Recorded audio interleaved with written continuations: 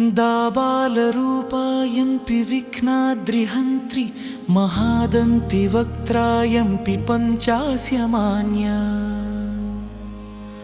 विधीन्द्रादिमृग्या गणेशाभिधामे विधत्तां श्रियं कायम्पि कल्याणमूर्तिः न जानामि शब्दं न जानामि चार्थं न जानामि पद्यं न जानामि गद्यम् चिदेका षडास्या हृदि द्योतते मे मुखानि सरन्ते गिरश्चापि चित्रम् मयूराधिरूढं महावाक्यगूढं मनोहारिदेहं महच्चित्तगेहम् महीदेवदेवं महावेदभावं महादेवबालं भजे लोकपालम् यदा संनिधानं गता मानवा मे भवाम्भोधिपारं गतास्ते तदैव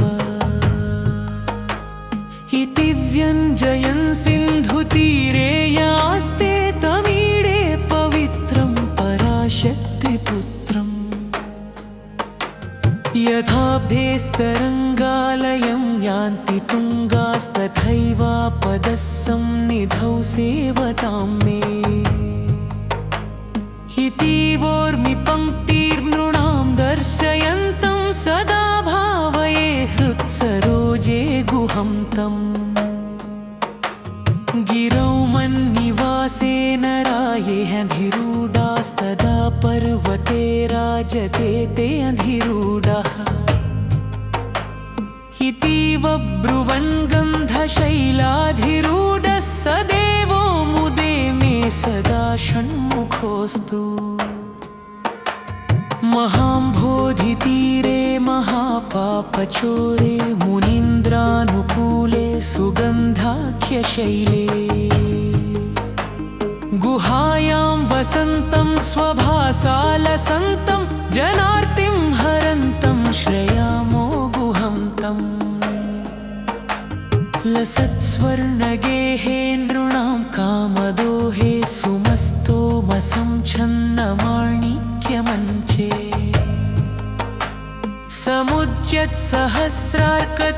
समुद्यत्सहस्रार्कतुल्यप्रकाशं सदा भावये कार्तिकेयं सुरेशम् रणध्वंसके मञ्जुले हत्यन्तशोणे मनोहारि लावण्यपीयूषपूर्णे मनःषट्पदो मे भवक्लेशतप्तः सदा मोदतां स्कन्दते पादपद्मे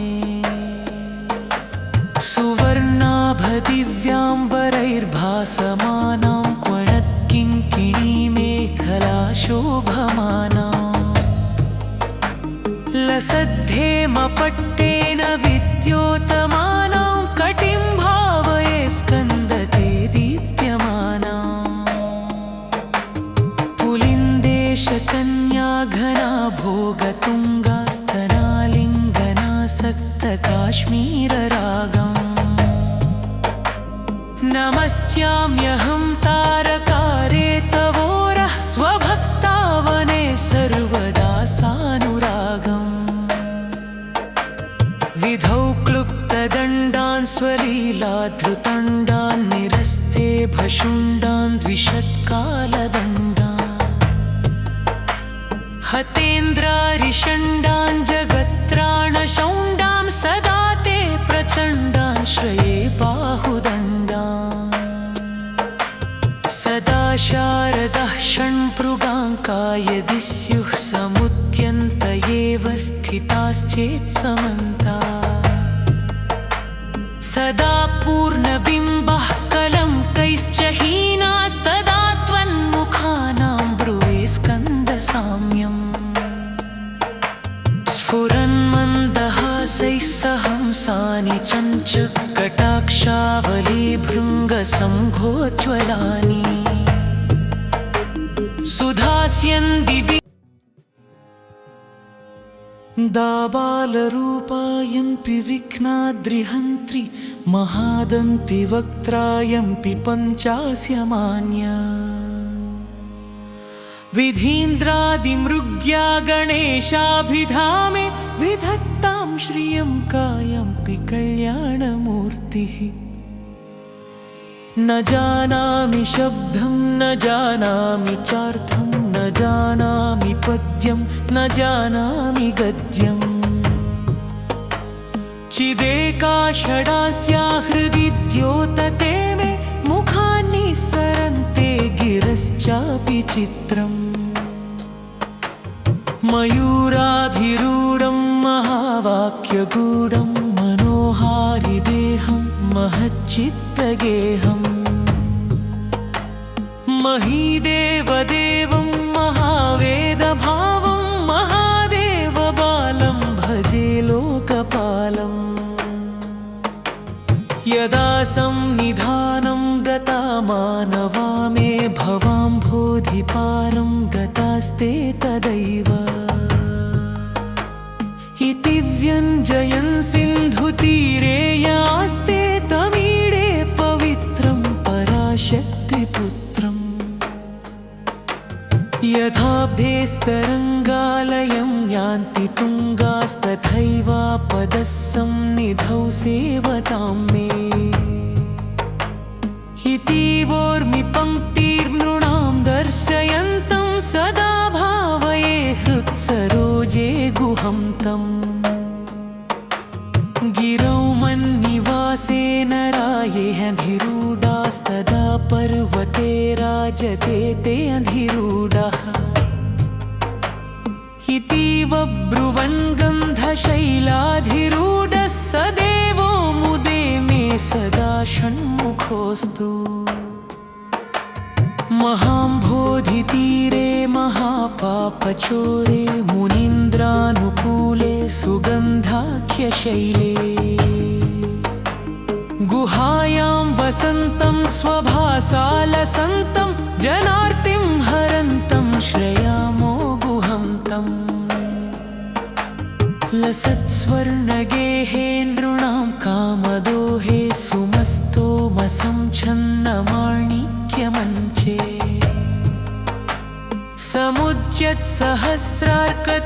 समुद्यत्सहस्रार्कतुल्यप्रकाशं सदा भावये कार्तिकेयं सुरेशम् रणध्वंसके मञ्जुले हत्यन्तशोणे मनोहारि लावण्यपीयूषपूर्णे मनःषट्पदो मे भवक्लेशतप्तः सदा मोदतां स्कन्दते पादपद्मे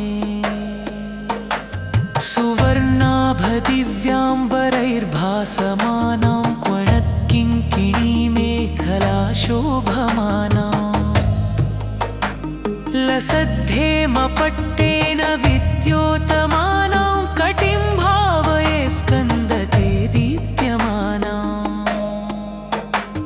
पुलिन्देशकन्या घना भोगतुङ्गास्तनालिङ्गनासक्तकाश्मीररागम्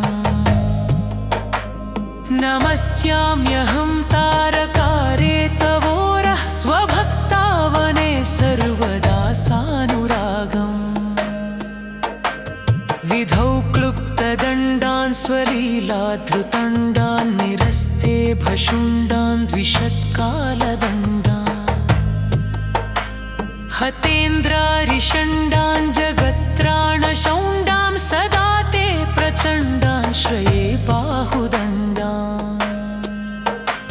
सदा शारदः षण्पृगाङ्कायदि स्युः समुद्यन्त एव स्थिताश्चेत्समन्ता सदा पूर्णबिम्बः कलङ्कैश्च हीनास्तदा त्वन्मुखानां ब्रुवे स्कन्दसाम्यम् स्फुरन्मन्दहासैः सहंसानि चञ्चकटाक्षावलीभृङ्गसंघोज्ज्वलानि सुधास्यन् दिवि दाबालरूपायम्पि विघ्नाद्रिहन्त्रि महादन्ति वक्त्रायम्पि पञ्चास्यमान्या विधीन्द्रादिमृग्या गणेशाभिधामे विधत्तां श्रियं कायम्पि कल्याणमूर्तिः न जानामि शब्दं न जानामि चार्थं न जानामि पद्यं न जानामि गद्यम् चिदेका षडास्या हृदि द्योतते मे मुखानि सरन्ते गिरश्चापि चित्रम् मयूराधिरूढं महावाक्यगूढं मनोहारिदेहं महच्चित्तगेहम् महीदेवदेवं महावेदभावं महादेवबालं भजे लोकपालम् यदा संनिधानं गता मानवा मे भवाम्भोधिपारं गतास्ते तदैव इति व्यञ्जयन् सिन्धुतीरे यास्ते तमीडे पवित्रं पराशक्तिपुत्रम् यथाब्धेस्तरङ्गालयं यान्ति तुङ्गास्तथैवापदः सन्निधौ सेवतां मे इतीवोर्मि पङ्क्तिर्नृणां दर्शयन्तं सदा भावये हृत्सरोजे गुहं तम् गिरौ मन्निवासेन रायेऽधिरूढास्तदा पर्वते राजते ते अधिरूढः इतीव ब्रुवन् गन्धशैलाधिरूढः स देवो मुदे मे सदा षण्मुखोऽस्तु महाम्भोधितीरे महापापचोरे मुनीन्द्रानुकूले सुगन्धाख्यशैले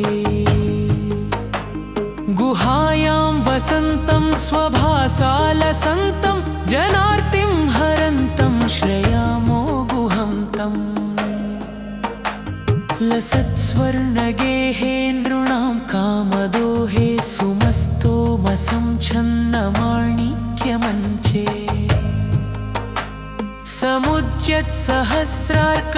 समुद्यत्सहस्रार्कतुल्यप्रकाशं सदा भावये कार्तिकेयं सुरेशम् रणध्वंसके मञ्जुले हत्यन्तशोणे मनोहारि लावण्यपीयूषपूर्णे मनःषट्पदो मे भवक्लेशतप्तः सदा मोदतां स्कन्दते पादपद्मे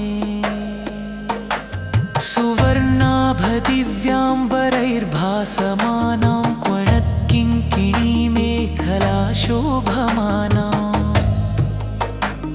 लसद्धेमपट्टेन विद्योतमानां कटिं भावये स्कन्दते दीप्यमाना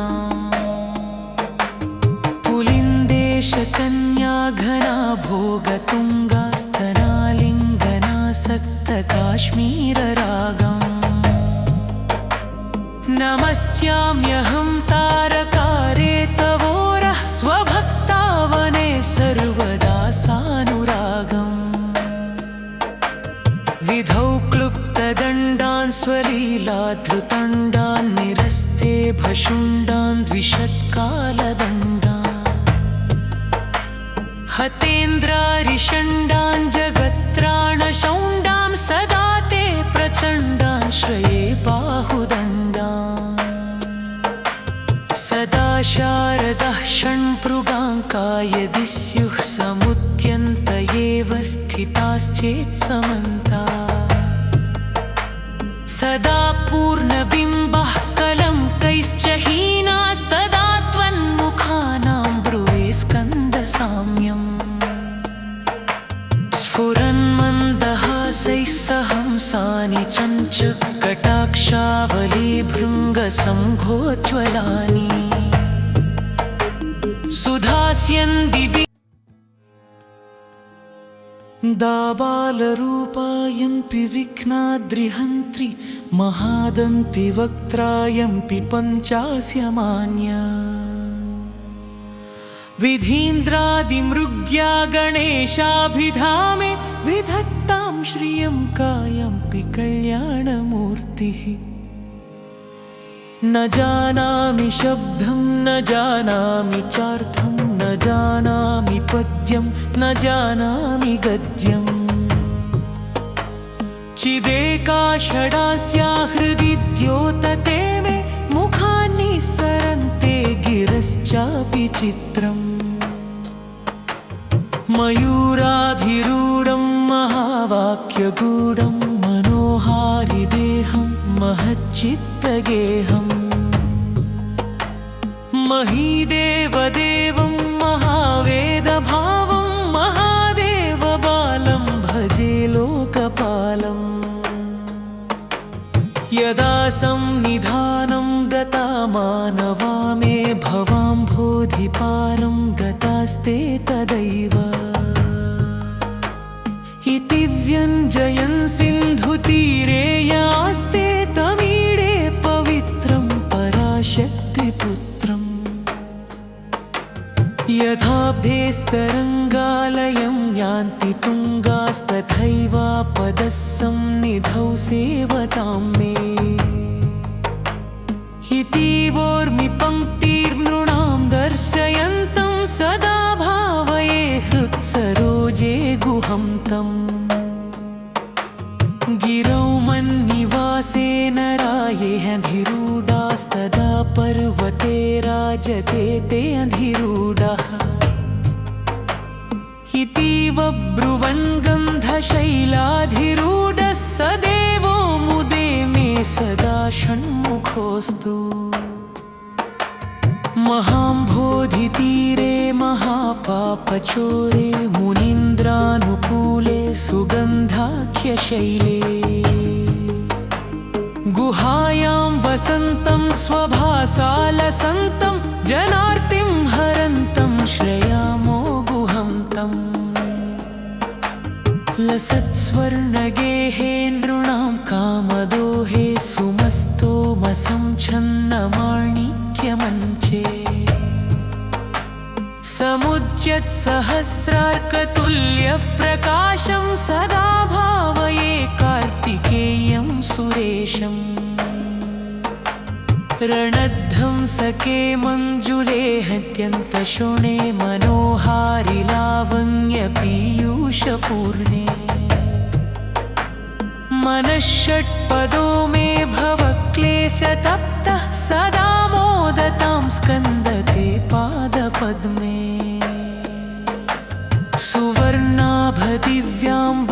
सुवर्णाभदिव्याम्बरैर्भासमानां क्वणत्किङ्किणीमेखलाशोभमाना लसद्धेमपट्टेन विद्योतमानां कटिं भावये स्कन्दते दीप्यमाना पुलिन्देशकन्या घना भोगतुङ्गास्तनालिङ्गनासक्तकाश्मीररागम् नमस्याम्यहं तारकारे तवोरः स्वभक्तावने सर्वदा सानुरागम् विधौ क्लुप्तदण्डान् स्वलीलाधृतण्डान् निरस्ते भशुण्डान् द्विषत्कालदण्डान् हतेन्द्रारिषण्डान् जगत्त्राणशौण्डां सदा ते प्रचण्डान् श्रये बाहुदण्डान् सदा शारदः षण्भृगाङ्का यदि स्युः समुद्यन्त एव स्थिताश्चेत्समन्ता सदा पूर्णबिम्बः कलङ्कैश्च हीनास्तदा त्वन्मुखानां ब्रुवे स्कन्दसाम्यम् स्फुरन्मन्दहासैः सहंसानि चञ्चकटाक्षावलीभृङ्गसङ्घोज्ज्वलानि सुधास्यन्दिभिः दाबालरूपायम्पि विघ्नाद्रिहन्त्रि महादन्ति वक्त्रायम्पि पञ्चास्यमान्या विधीन्द्रादिमृग्या गणेशाभिधामे विधत्तां श्रियं कायम्पि कल्याणमूर्तिः न जानामि शब्दं न जानामि चार्थं न जानामि पद्यं न जानामि गद्यम् चिदेका षडास्या हृदि द्योतते मे मुखानि सरन्ते गिरश्चापि चित्रम् मयूराधिरूढं महावाक्यगूढं मनोहारिदेहं महच्चित्तगेहम्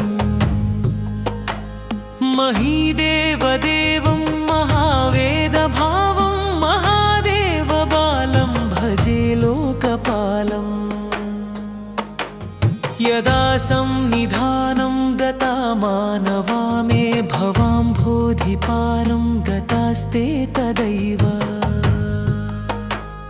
इति व्यञ्जयन् सिन्धुतीरे यास्ते तमीडे पवित्रं पराशक्तिपुत्रम् यथाब्धेस्तरङ्गालयं यान्ति तुङ्गास्तथैवापदः सन्निधौ सेवतां मे इतीवोर्मि पङ्क्तिर्नृणां दर्शयन्तं सदा भावये हृत्सरोजे गुहं तम् गिरौ मन्निवासे नरायेऽधिरूढास्तदा पर्वते राजते ते अधिरूढः इतीव ब्रुवन् गन्धशैलाधिरूढः स देवो मुदे मे सदा षण्मुखोऽस्तु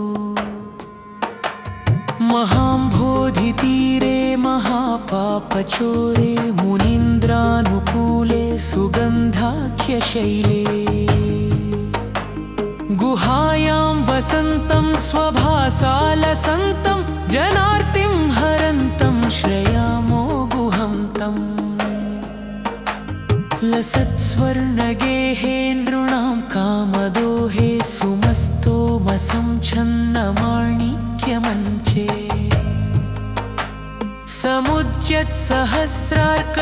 समुद्यत्सहस्रार्कतुल्यप्रकाशं सदा भावये कार्तिकेयं सुरेशम् रणध्वंसके मञ्जुले हत्यन्तशोणे मनोहारि लावण्यपीयूषपूर्णे मनःषट्पदो मे भवक्लेशतप्तः सदा मोदतां स्कन्दते पादपद्मे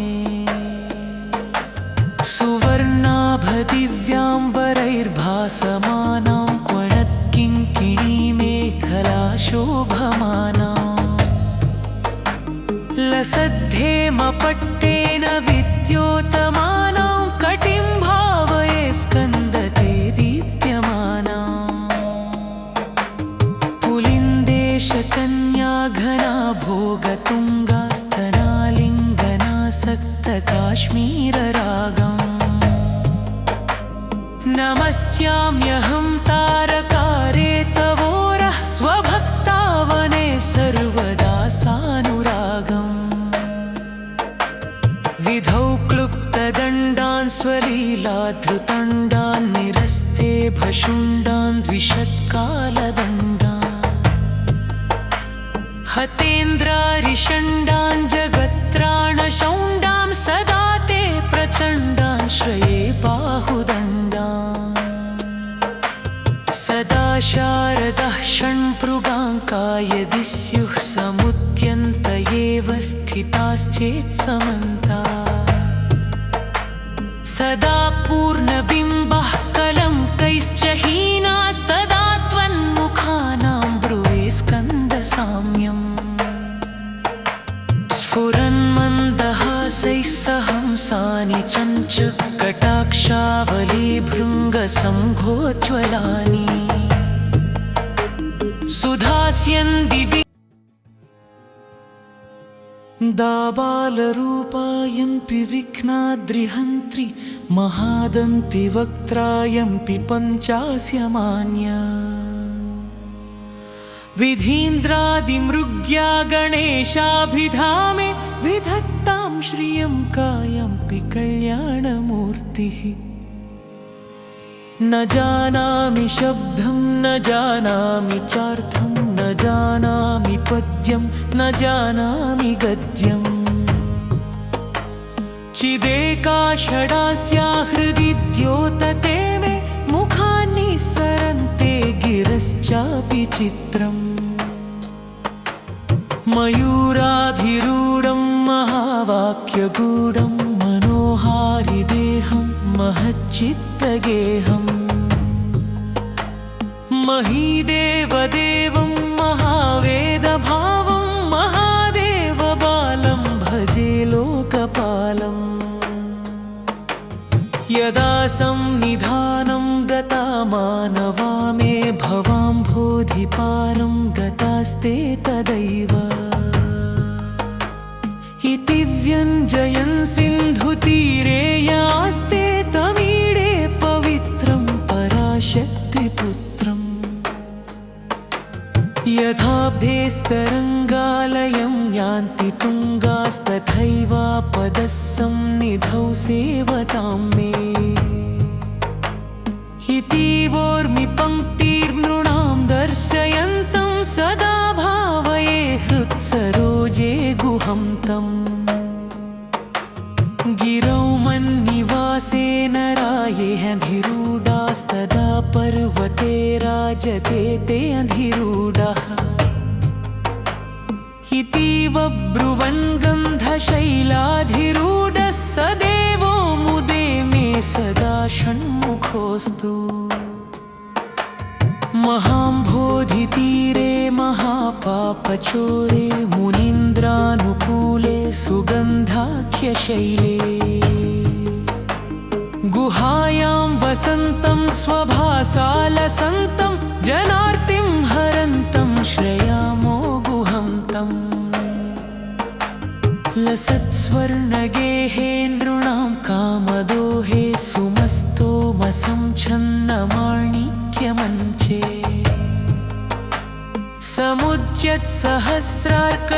समुद्यत्सहस्रार्कतुल्यप्रकाशं सदा भावये कार्तिकेयं सुरेशम्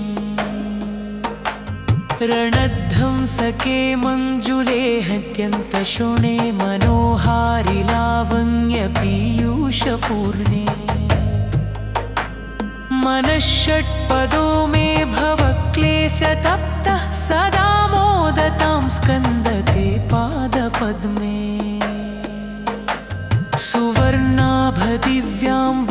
सुवर्णाभदिव्याम्बरैर्भासमानां क्वणत्किङ्किणीमेखला शोभमाना लसद्धेमपट्टेन विद्योतमानां कटिं भावये स्कन्दते दीप्यमाना पुलिन्देशकन्या घना भोगतुङ्गास्तनालिङ्गनासक्तकाश्मीररागम् नमस्याम्यहं तारकारे तवोरः स्वभक्तावने सर्वदा सानुरागम् विधौ क्लुप्तदण्डान् स्वलीलाधृतण्डान् निरस्ते भशुण्डान् द्विषत्कालदण्डान् हतेन्द्रारिषण्डान् जगत्त्राणशौण्डां सदा ते प्रचण्डान् श्रये बाहुदण्डान् सदा शारदः षण्पृगाङ्का यदि स्युः समुद्यन्त एव स्थिताश्चेत्समन्ता सदा पूर्णबिम्बः कलङ्कैश्च हीनास्तदा त्वन्मुखानां ब्रुवे स्कन्दसाम्यम् स्फुरन्मन्दहासैः सहंसानि चञ्चकटाक्षावलीभृङ्गसम्भोज्ज्वलानि सुधास्यन् दिवि